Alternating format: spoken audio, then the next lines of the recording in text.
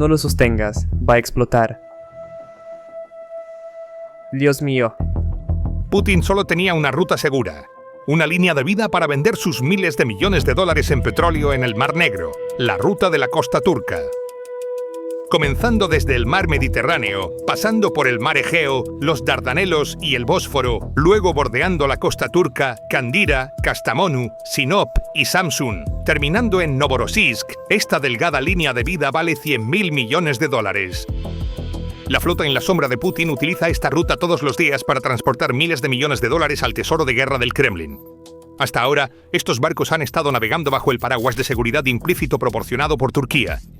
Sin embargo, la ruta de la flota en la sombra de 100.000 millones de dólares, que mantiene a flote la economía del Kremlin, se ha convertido ahora en una trampa mortal. Barcos turcos atacados en el Mar Negro, explosiones en la costa turca y drones cayendo sobre ciudades turcas una tras otra. Moscú puso a prueba la paciencia de Erdogan al atacar barcos turcos. Sin embargo, ahora se enfrenta a un arma nuclear burocrática a cambio. Ankara está a punto de presionar ese famoso botón de cierre. Miles de millones de dólares en comercio de energía ahora dependen de una sola firma. La aventura del Mar Negro de Rusia ha terminado y ha comenzado el estrangulamiento económico. Para entender este colapso estratégico, necesitamos salir de los salones diplomáticos y descender a esas caóticas frecuencias de radio en medio del mar. Cuando el calendario marcó el 9 de enero de 2026, el ejército de la Federación Rusa, una vez más pisoteando las leyes de la guerra, atacó barcos mercantes civiles que se acercaban a los puertos ucranianos. Según la información confirmada por el viceprimer ministro ucraniano Oleksiy Kuleba, un dron ruso atacó un barco que enarbolaba la bandera de San Cristóbal y Nieves en el Mar Caribe Oriental y otro barco que enarbolaba la bandera de las Islas Comoras. Estos barcos no llevaban armas, iban a cargar alimentos y soja como parte del corredor de granos ucraniano. Como resultado del ataque, se desató un incendio en el barco y un miembro civil de la tripulación perdió la vida. Este incidente fue otro momento en que la mentira de Moscú de que solo estamos atacando objetivos militares se derrumbó. Sin embargo, la verdadera onda expansiva se sintió no en Kiev, sino en Ankara. Esto se debe a que el ataque fue una agresión a la seguridad de la navegación, que Turquía también garantiza, e indirectamente a la estabilidad de la zona económica exclusiva de Turquía, CE. Este incidente podría ser la gota que colme el vaso, porque la declaración anterior del presidente Erdogan fue un texto que empujó los límites de la cortesía diplomática con amenazas entre líneas. Se está volviendo cada vez más claro que la guerra entre Rusia y Ucrania ha llegado a un punto donde claramente amenaza la seguridad de la navegación en el Mar Negro. En diplomacia, decir escalada alarmante significa tomaré represalias en el siguiente paso. Erdogan transmitió claramente el mensaje a Putin. No puedes deambular como una mina perdida en mi mar, en mi ruta comercial. Porque el ataque del 9 de enero no fue un incidente aislado, fue el último eslabón de una cadena. Solo 2 días antes, el 7 de enero, un incidente mucho más oscuro había ocurrido justo frente a la costa de Kastamonu, justo al lado del territorio soberano de Turquía. El petrolero llamado Elbus, perteneciente a la flota en la sombra utilizada por Rusia para eludir sanciones, fue atacado por vehículos aéreos no tripulados. Este petrolero, que enarbola la bandera de Palaos pero se dirigía a cargar petróleo ruso en Novorossiysk, fue alcanzado en un punto peligrosamente cercano a la costa turca. Si la amenaza se hubiera mantenido en el mar, podría haber sido manejable. Sin embargo, en diciembre, la crisis se extendió a los cielos. Los drones rusos de reconocimiento y ataque Orlan-10 comenzaron a violar el espacio aéreo turco desviándose de sus rutas. 4 violaciones fueron registradas en 10 días. En un peligroso incidente con drones, la Fuerza Aérea Turca aplicó las reglas de enfrentamiento sin dudar. Cazas F-16 turcos despegaron y derribaron este dron ruso, que supuestamente estaba fuera de control sobre el Mar Negro. Sin embargo, lo que realmente alarmó fue la ubicación de los restos del dron ruso. Kocaeli, el corazón industrial de Turquía, hogar de refinerías, fábricas de automóviles y astilleros. El accidente de un vehículo militar ruso en un lugar estratégico como Kocaeli fue una alerta roja para la burocracia de seguridad en Ankara. Este incidente demostró que las actividades militares de Rusia en la región eran ahora una amenaza directa, no solo para Ucrania, sino también para la seguridad nacional e infraestructura industrial de Turquía. Detrás de la advertencia de Erdogan de que nuestra paciencia se está agotando, estaban las fotos de estos restos. A medida que todos estos eventos se desarrollaban, el momento en que la situación alcanzó un punto crítico fue durante las 2 primeras semanas de diciembre de 2025. El 12 de diciembre, Rusia lanzó una operación de represalia integral y destructiva en el Mar Negro. Los objetivos eran los 2 últimos puertos restantes de Ucrania, que son su línea vital comercial, y la ruta logística que abastece a estos puertos. Mira el tambor, va a explotar. Sin embargo, una vez que se disipó el humo, se hizo evidente que esta operación fue menos un éxito militar y más un desastre diplomático y un punto ciego estratégico. Misiles y drones rusos atacaron 3 barcos turcos anclados en el puerto. Explotó el barco. El barco envuelto en llamas en las imágenes era el buque Cenk-T Roro, propiedad de la empresa logística turca Cenk Shipping. Golpearon el barco, el barco está ardiendo. Y el momento del ataque fue muy significativo y peligroso. El ataque a los barcos turcos tuvo lugar justo en el momento en que Putin estrechaba la mano de Erdogan en Asyabad, enviando mensajes de cooperación. A primera vista, la acción de Rusia se presentó como una respuesta a los ataques de Ucrania en Moscú. Sin embargo, la realidad sobre el terreno cuenta una historia muy diferente. El barco Cenk-T que fue atacado no transportaba municiones militares, tanques ni vehículos blindados, sino generadores que eran vitales para la red eléctrica de Ucrania, que había colapsado debido a las condiciones invernales. Más importante aún, el arma utilizada en el ataque no fue un ataque de artillería a ciegas. Fue un dron Geran 2 Shahed 136 guiado por GPS e INS. Esta tecnología significa que las coordenadas se ingresaron de antemano y el objetivo fue seleccionado deliberadamente horas antes del vuelo. En otras palabras, mientras Putin se reunía con Erdogan en Ashgabat, los drones rusos estaban fijados en barcos turcos que transportaban ayuda humanitaria. No hay coincidencias en la diplomacia, solo un tiempo bien calculado. En el momento del ataque, Putin y Erdogan estaban en Ashgabat, reunidos para el Foro Internacional de Paz y Seguridad, posando cálidamente para las cámaras. La ironía comenzó con el nombre de la cumbre en sí. El presidente Erdogan se reunió con Putin y discutieron la reducción de tensiones en el Mar Negro, la reactivación del corredor de granos y la seguridad de los barcos civiles. Mientras Erdogan claramente le decía a Putin, no ataques los puertos ucranianos y la infraestructura energética, humo se elevaba de los barcos turcos en los puertos ucranianos. Esta situación, más allá de la cortesía diplomática, fue un ataque abierto a una asociación estratégica o un evento milagrosamente coincidente. Esto fue una advertencia de Moscú a Ankara. Era el equivalente ruso de decir, no ayudes a Ucrania, no envíes tus barcos allí. Sin embargo, Putin calculó mal el razonamiento del Estado turco. Turquía no era un país que retrocedería ante las amenazas. Erdogan declaró que los ataques a barcos civiles son inaceptables, registrando este ataque no como un accidente, sino como un acto de hostilidad. Ahora retrocedamos un poco más la película hasta finales de noviembre, porque el verdadero infierno en el Mar Negro tuvo lugar frente a la costa de Kandira-Kefken. En la noche del 28 de noviembre, 2 petroleros rusos, Kairos y Virat, fueron atacados uno tras otro justo fuera de las aguas territoriales turcas.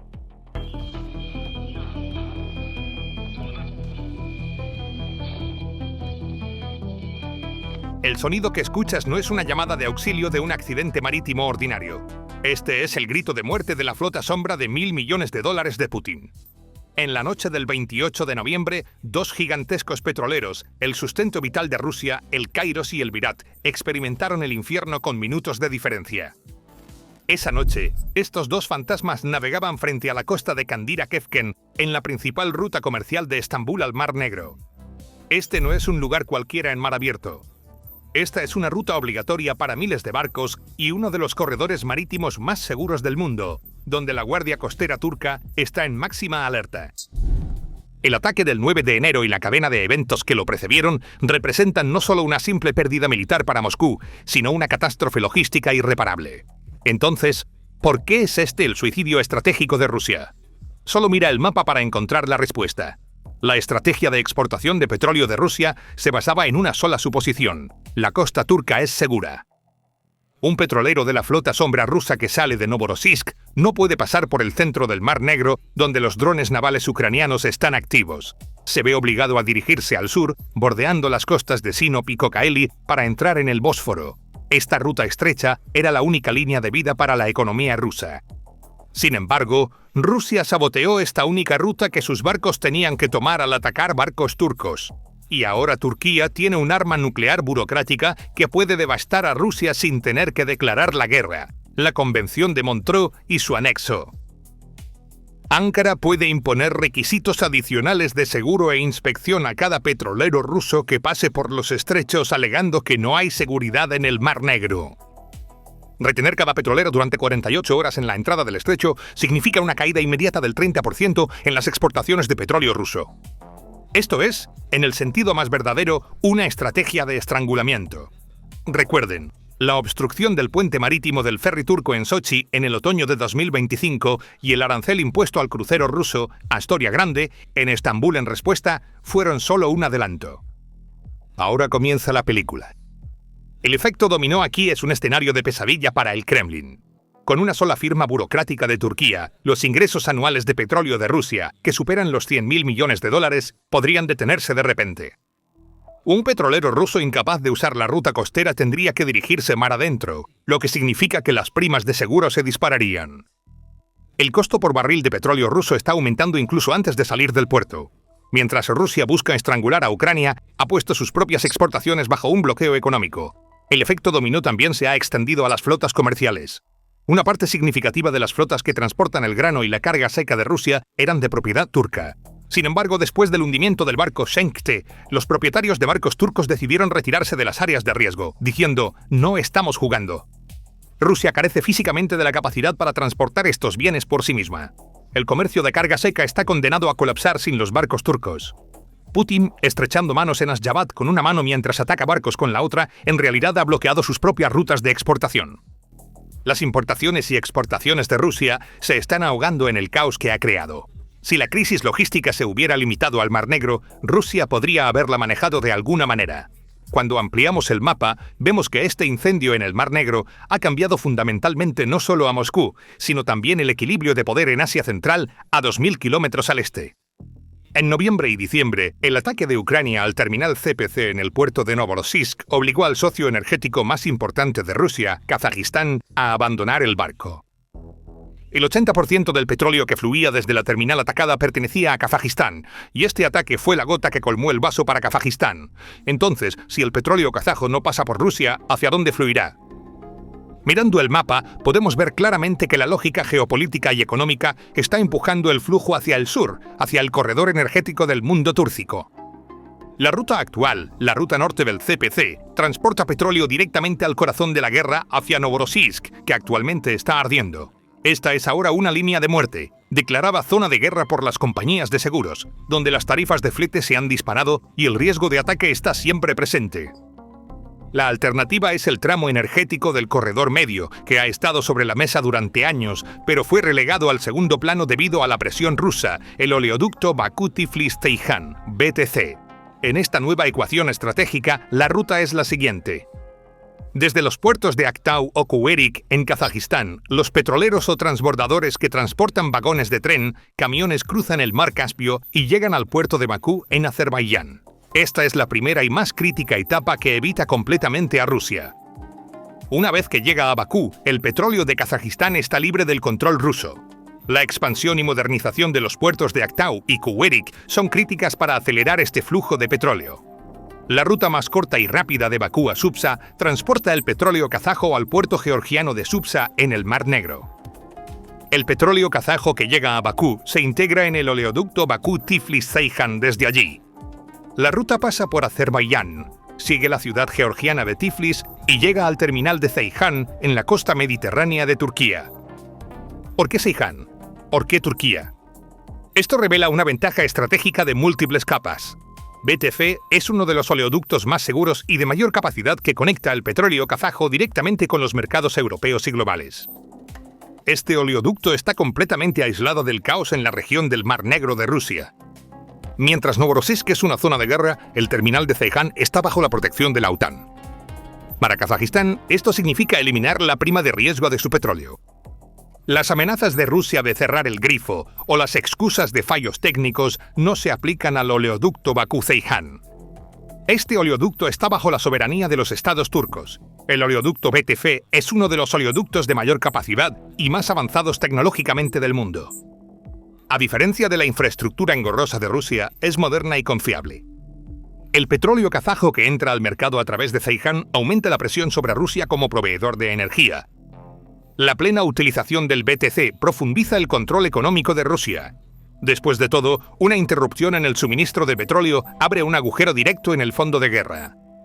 Este cambio en el mapa puede no eliminar completamente a Rusia de la ecuación, pero la degrada de un monopolio indispensable a una opción arriesgada y secundaria. El movimiento de Kazajistán tiene el potencial de construir una enorme autopista energética que evite a Rusia al conectar el este y el oeste del mar Caspio con oleoductos de acero. Este movimiento socava la narrativa de Putin sobre el control económico a través de alianzas regionales como la Organización del Tratado de Seguridad Colectiva. Kazajistán demuestra que está trazando su propio rumbo respaldado por acuerdos firmados con Turquía, Estados Unidos y China, en lugar de la paranoia de seguridad de Moscú. Esta es la declaración de que el matrimonio energético monógamo de 30 años con Rusia ha terminado efectivamente. Kazajistán ha visto la imagen de liderazgo regional de Putin hundirse en las aguas de Novorossiysk y ha decidido abandonar el barco. Este cambio en el mapa no es simplemente una pérdida de ruta para Rusia, sino un desastre geopolítico en toda regla. El monopolio ruso que ha mantenido a la energía de Asia Central como rehén durante años ha sido destrozado por drones ucranianos y la diplomacia turca. Entonces, ¿de dónde obtiene Turquía la fuerza para adoptar una postura tan dura contra Rusia? En el pasado, el miedo a que Putin cortara el gas y nos congeláramos en invierno habría atado las manos de Ankara. Pero esos días han terminado porque tras bambalinas tuvo lugar una revolución silenciosa. En septiembre de 2025 en Nueva York, el acuerdo de GNL-Botayash-Mercuria firmado entre Erdogan y la administración Trump cambió fundamentalmente la ecuación. Con esta firma, Turquía rompió su dependencia histórica del gas ruso. El chantaje de Moscú de «cerraré el grifo» ahora ha desaparecido en Ankara. Turquía ya no es un cliente en la mesa, sino un factor de cambio. Erdogan puede permitirse prescindir del arriesgado tráfico de petroleros rusos a través de los estrechos porque el seguro petróleo kazajo y azerbaiyano que fluye a través de Ceyhan ofrece tanto mayores ingresos como cero riesgo ambiental. Cada centavo perdido en tarifas de tránsito por los estrechos se compensará más que suficiente con los ingresos del terminal de Ceyhan y las exportaciones de productos refinados. Este corredor energético que pasa por alto a Rusia era un escenario con el que Washington había soñado durante años, y el verdadero golpe, Kazajistán. Una atmósfera de pánico total prevalece en Moscú porque esto no es solo una pérdida de petróleo, es el colapso del sueño imperial de Rusia. Kazajistán, el patio trasero de Rusia en términos de evasión de sanciones, ahora se está integrando con Turquía y Occidente. Mientras Rusia está librando una guerra en el frente en Ucrania, ha perdido la verdadera gran guerra, la guerra geoeconómica en su flanco sur. El bombardeo del puerto de Novorossiysk y el cambio en la ruta del petróleo kazajo fueron los últimos clavos en el ataúd de Putin. El resultado es claro. Putin, mientras intentaba estrangular a Ucrania, cortó sus propias arterias logísticas. Moscú, que durante años vio la paciencia de Turquía como una debilidad y los estrechos como un derecho, ahora siente en su propia piel cuán afilado puede ser ese canal. Esos petroleros ardiendo frente a la costa de Kandira y Kastamonu, los barcos turcos atacados en Odessa y los drones rusos cayendo sobre nuestras ciudades. Estos no solo han destruido el petróleo, sino también la pretensión de Rusia a la hegemonía regional. Moscú ahora se encuentra en una espiral de pánico con $100.000 millones en ingresos energéticos atascados y sus antiguos aliados buscando refugio en los puertos seguros de Turquía. La llave de los estrechos está en el bolsillo de Ankara.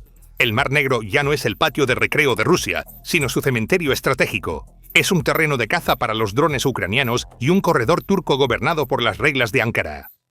Ankara puede que ni siquiera necesite presionar el botón de apagado en su mano porque Rusia, a través de sus propios miedos y ceguera estratégica, ya ha estrangulado su propio futuro en el Mar Negro, borrado. La guerra ya no se está perdiendo en las líneas del frente. Se está perdiendo en esa lista de espera en la entrada del Bósforo, y solo hay una frase escrita para Rusia en esa lista: no hay entrada. ¿Cuáles son sus pensamientos sobre este asunto? Por favor, comparta sus pensamientos en los comentarios. Para mantenerse informado sobre los análisis especiales de PPR Global, suscríbase a nuestro canal y no olvide activar las notificaciones. Gracias por elegirnos. Gracias por elegirnos. Gracias por elegirnos.